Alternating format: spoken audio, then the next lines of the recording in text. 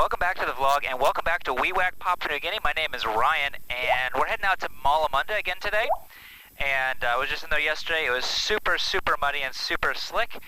And then I'll be doing some bouncing around to some other airstrips out there. So anyways, stay tuned because it's a really cool place out there in Malamunda. All right, let's go ahead and get started.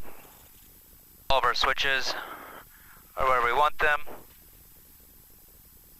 Circuit breakers are good, fuel is on, igniter's on, fuel pump on. Low start, NG comes up first, then oil pressure starts coming up. Over 14%, introduce my fuel. Now my ITT is starting to come up. I'm just looking to make sure my NG is also coming up over the 35%. ITT is coming up at a nice slow rate. Peak out at 705. Once it starts coming back down on the ITT, you can let go of your starter. Turn off your igniters, fuel pump back to standby, generator on, push my prop forward. Once my amps start coming back down, throw my alternator on, and my aux bus on. And my V2 tracker on so my base can follow along. Anyways, it's just a 35-minute flight out to Malamunda today. I've got 1,180 pounds of fuel on board. Just because I'm going to be doing a bunch of jumping around back and forth from Inadu back to Malamunda, so I'll have another video on that as well. If you want to watch that, I'll see if I can put it up in the corner somewhere. Alright, so like I was saying, we're here in Wewak, we're going down to Malamunda, then we're going back and forth up to Inadu, back and forth, and then from Inadu back to Wewak. So probably a couple hour flight or so all together. Let's get the air going, it's really humid out today. So I'm going to put in, let's see, I've got 2 seats taken off, so equipment is going to be minus 26 kgs. We've got 1,180 pounds of fuel, and my cargo is 424 today. So I could still add some more fuel or some more payload, but I need to be at this weight just so that I can pick up my passengers out of Malamunda. Right, so I'm going to be putting in 880 kgs on my cargo here. Mayday 1267 November Tango Zulu taxi. Taxi light on. Hey. November Tango Zulu taxi, Wewak, Malamunda, 1 POV. November Tango Zulu, traffic inbound, Alpha Tango Bravo, ATR, Malhagen, Wewak, ETA 22 at 160,000. Copy Alpha Tango Bravo, 22 November Tango Zulu. Alright, so he's going to be basically on the exact same track, well not nearly, almost, same track. If I was going out to Yambaitok, then he'd be pretty much on the exact same track. But we're going off that way a little bit, Yambaitok's out that way, so he shouldn't be an issue. Because we're in Zulu today, I need to get my radar warming up, get the gimbals going, so that takeoff and landing, it's not just sitting in there bouncing around. I'm not using it today. But I still have to turn it on so that it doesn't damage it from bouncing around. Alright, fuel caps and selectors are done. Our TAWs we're just going to leave enabled for this one. I've already checked my controls a minute ago. I've also checked my fuel caps on top. Air flaps set up at 20 degrees. Give them a second to head on down. Call stations Wewak 126.7, Alpha Tango Bravo, ATR 72. 30 miles to the south. Left 1000 on descent, setting the circuit area, Wewak now at 17. And Alpha Tango Bravo, November Tango Zulu, rolling shortly. Outbound track will be 197 on climb, 900,000. Alpha Tango Bravo. Okay, copy it all, we'll give you a call closer. November Tango Zulu. Good up, can't talk. Okay. Flaps and radar set at 20, indicated and verified. Switches and instruments. We'll go up to 900,000 on the way out there today. Head over to our aux page here. It gives me my weight, 6710. So rotate at 61. And if I had to come back in, 72 for any reason. Alright, trims are set aboard 4 knot, 50 knots by the next taxiway. We'll full reverse, have your braking flaps up. Pull off and shut off cracker door. After takeoff, pitch for 85, consider PL, consider feather, probably to the golf course or to the left to the beach. All station car 1 and company vacated road runway 10 and 28. And then he just let me know he got off the runway. Alright. And then cut off, pull off, and shut off. All stations, Wewak 1267, November Tango Zulu, be departing runway 10, up on track 197. All stations, Wewak. Right, igniter, strobe, landing, and pulse. We got her that. 33 degrees. 1470. Ignition condition. Ups 20. Fuel and harnesses. We'll just do an intersection departure today because I'm not terribly heavy. Ignition condition, flaps 20, fuel and harnesses, 1470. Quest complete.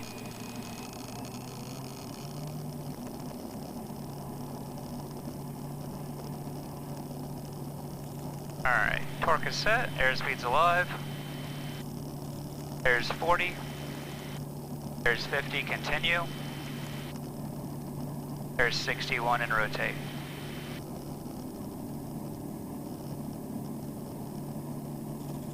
So I'm pitching right now for about 7.5 degrees on the attitude indicator.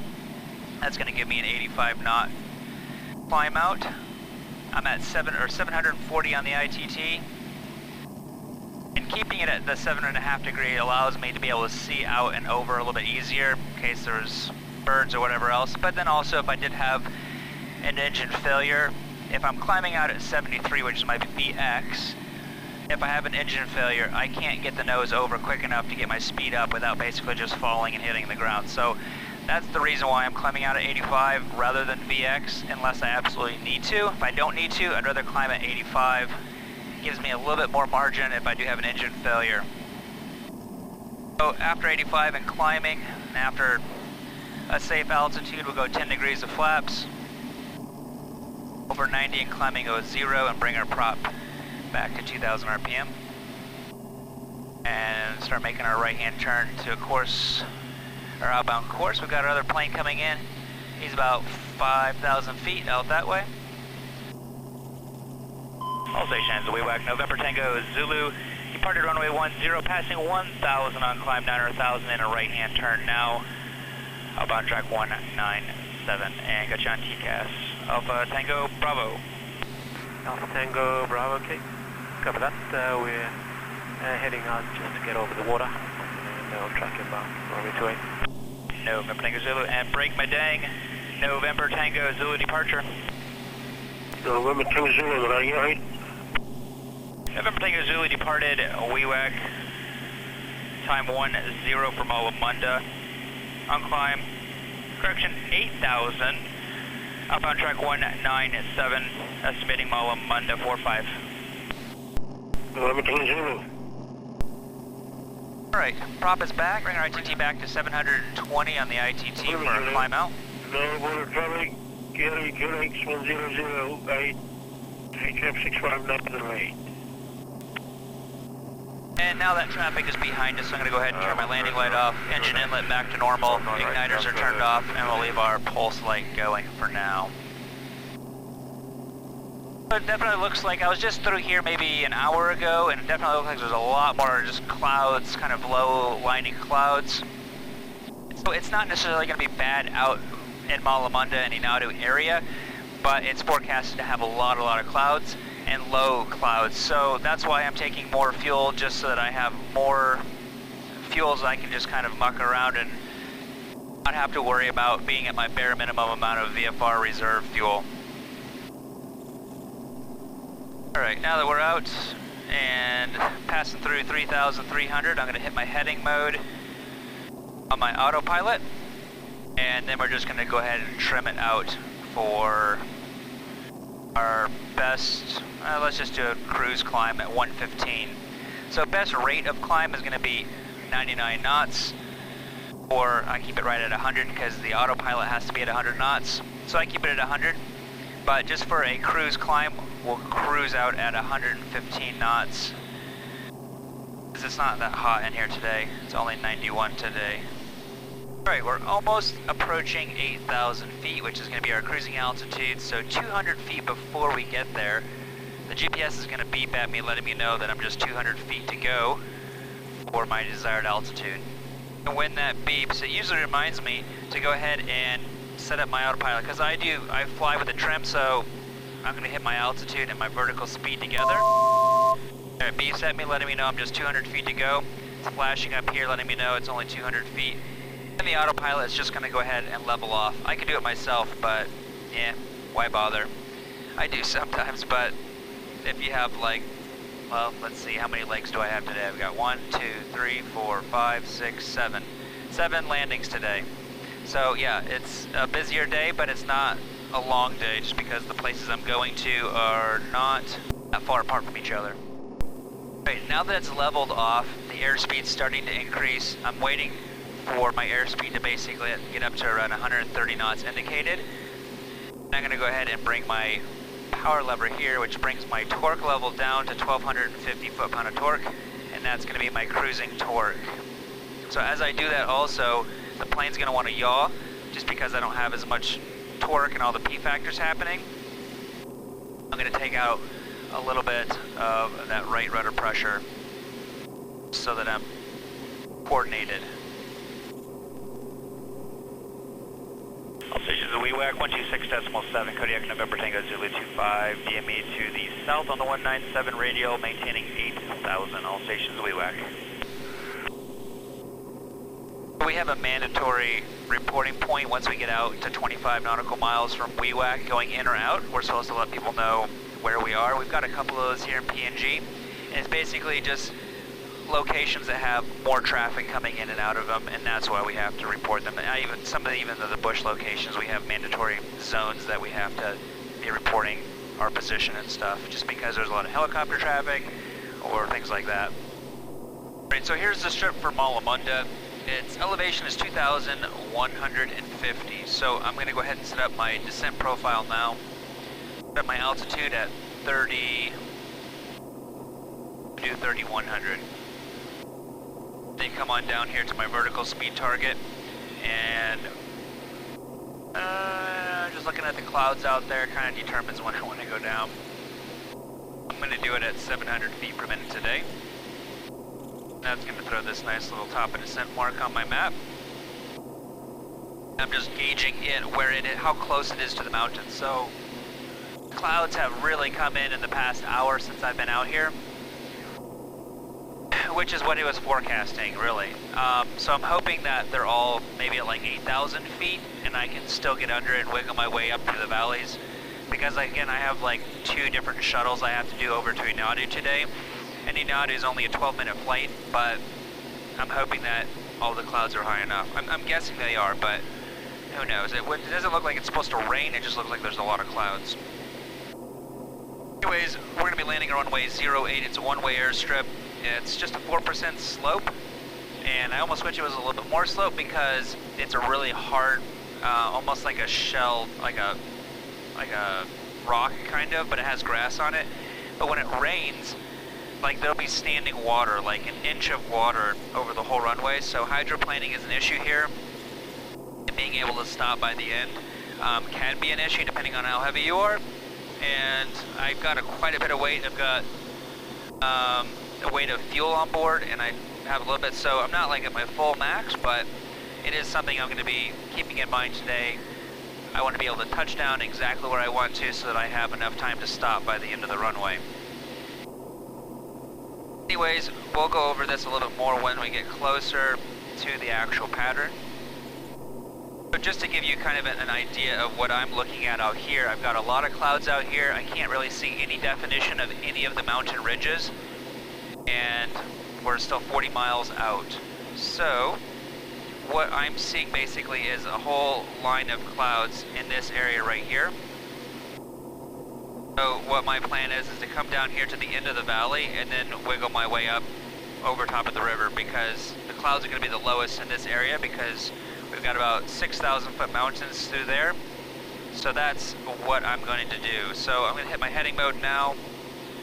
and make about a 5-degree turn to the right. I can't even really see where those mountains end, but I can see on my GPS here.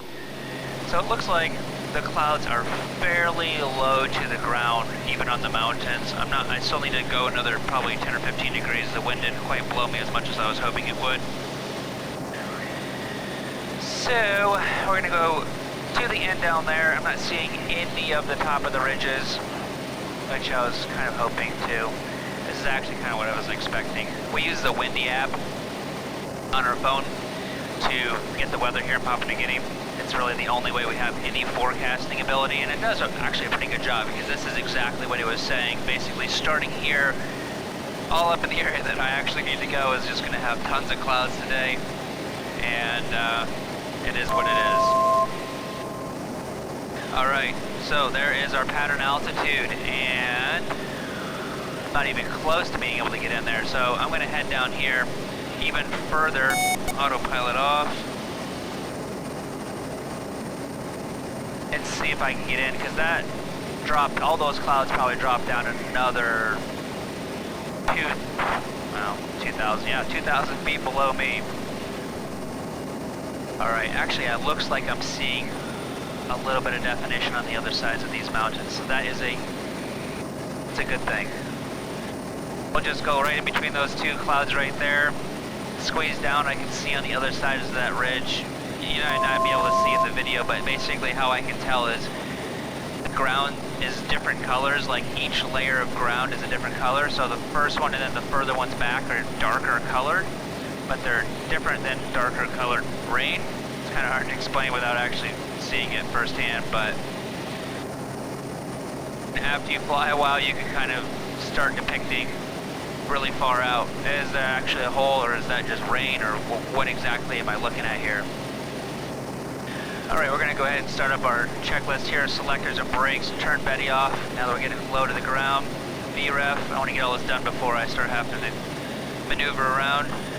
Landing, estimating 6,500-ish, so let's see, 70 on the VREF. And we're going to put this to the big map page so I can see it a little bit better. There we go. This is looking nice, actually. So this is actually really good. Looking out that way is Inadu, where I'm going next. And I've got 2 rounders. And it's actually looking really, really nice out that way. So as long as it can hold off in here for long enough, I'm guessing it's going to be open once I get into the valley. And it's just some higher clouds at 8,000. That's what it's sort of looking like. So that's actually pretty good. It actually is looking that way. Oh, awesome. I didn't have to come out here for nothing. Alright, our runway is 08. I'm going to hit my OBS button. Turn my OBS to 080. Puts a nice little line on my GPS to show me at all times the orientation of the runway. Below 140, put our bypass in, landing light on. And we're both in 10 miles, so... All stations, Malamanda 126.7, Kodiak November Tango Zulu, 900 miles to the north, 2,000, estimating the field at time 48. Alright, lights and inlet are done. If we do need to go around on this runway here, it's going to be power up. Pitch for 73, left-hand turnout, reset our torque to 740 on the ITT. So, I can't see anything in here, I just see my mountain here and a mountain there, but on here it's showing me that there is a river right up here, and the river is what I'm going to be able to follow in, even if it's low terrain, because right now I'm at the I'm at the airstrip elevation 500 of basically 2,100 feet. So now that we're in the valley, it looks like it's going to be workable, so I'm going to go ahead and climb up to my pattern altitude of 3,100. I'm going to bring my ITT up to 720. It does look like there's potential rain up there. And as time goes on, getting these shuttles done, hopefully I can get them all done today, because I have a busier day tomorrow. and I really won't have time. And I don't really want to spend another night, extra night in Wewak, 3 nights in Wewak. I want to just stay 2 nights in Wewak. Alright, more than likely I'm not going to be able to get Madang on my VHF, so I'm going to go ahead and set up my HF radio, get it going, and that way I can just give him a call on that when I get in the circuit. Alright, I can see the airstrip right in front of me, so that's awesome. It looks like there's some rain up in the mountains just kind of to the southeast of it.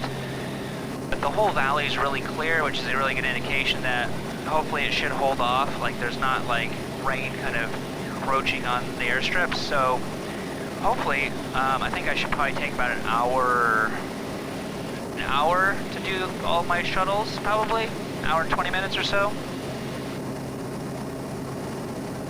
Getting up to 3,100, that's going to be a pattern altitude. I'm going to fly over the field, come back around. And then the pattern is a little bit different. It's not like a little square box, kind of follow a ridge in, right over top of the trees. And then the final, when you turn final, it's a really short final.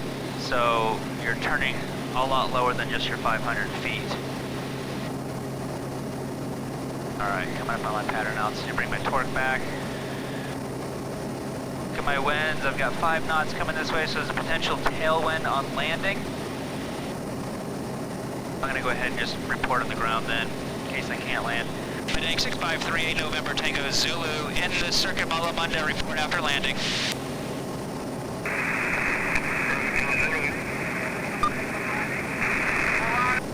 All stations Malamunda, November Tango Zulu's in the circuit Malamunda. Alright, prop forward. Already talked about when we go around. We'll do harness, we can do it now. And SAR will catch on the ground. So sometimes I cancel it in the air, sometimes on the ground. If there's a potential chance that I might not be able to land, I just do it on the ground. Otherwise I do it in the air, just because HF here is horrible. Alright, 7 knots up here at pattern altitude of a tailwind.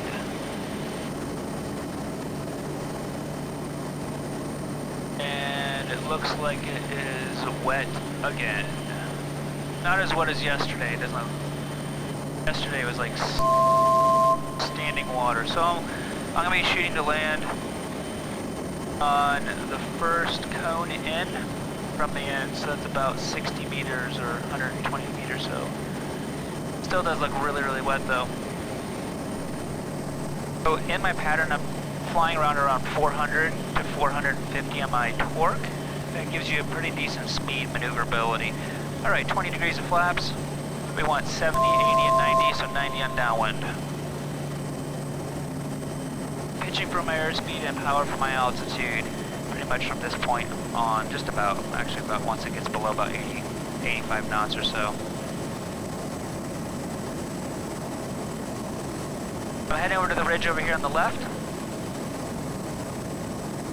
That's going to be my base, and then over to those trees where I turn final.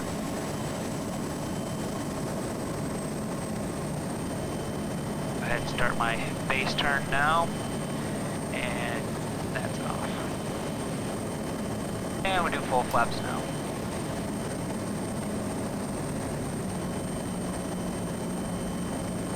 So I'm about 450 feet right now above the ground, or above the touchdown zone.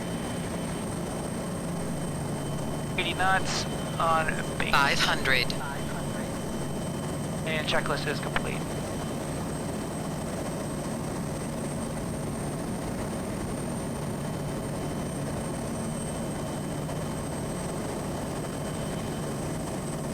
How many knots? 1 knot of tailwind.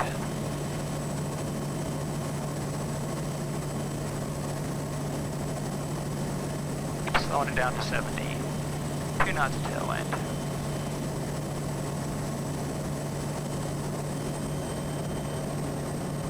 Still 2 knots and continuing.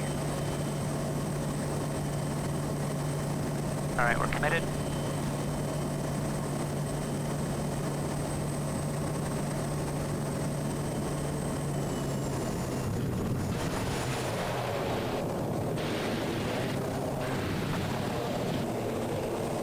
Yep, still really slippery. Alright. As you can see, all the crap on the windshield now. That was a little bit of a crappy landing. Alright, don't know if you can actually see how wet it is here, but it is really, really muddy. Not nearly as bad as yesterday, thankfully. If you guys did enjoy that flight, hey, give me a thumbs up. I really do appreciate it. It really helps my channel grow and get my channel out to new viewers. So thanks for taking the time to watch, you guys. Consider subscribing if you guys like this content. I put out videos every single Wednesdays and Saturdays. So thanks again, guys, as I slide down the runway. I'm just stay on the runway because the parking bay is super soft and I don't really want to get stuck today.